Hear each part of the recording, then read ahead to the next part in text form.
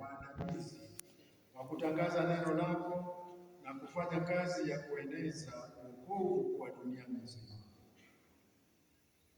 Sasa tunaomba ya Bwana, katika unyonge wetu tujalie wasaidizi hawa wetu ambao tunawahitaji katika utendaji wetu wa ukuhani wa kitume.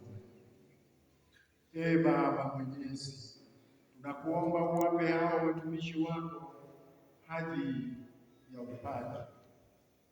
Utie upya moyoni mwao Roho wa Mtakatifu.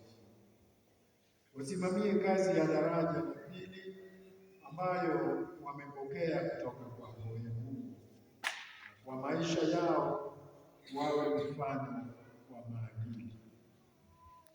Wawe wasaidizi wetu wema wa daraja yetu, ili maneno ya Injili yazae matunda katika mioyo ya watu na yaenee hadi mipaka ya dunia kwa njia ya mahubiri yao kwa neema ya Roho Mtakatifu.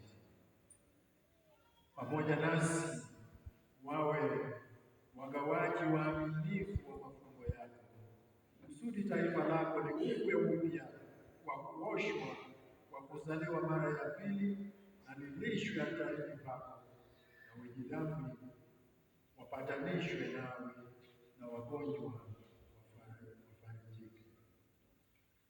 Wawe daima na ushirika nasi ya kwa kusihi huruma yako kwa ajili ya watu waliokabidhiwa kwao na pia kwa dunia nzima. Na hivyo mataifa yote yapate kukusanywa katika Kristo na kuwa taifa lako lililo moja tu, na lifikie utimilifu wake katika ufalme wako.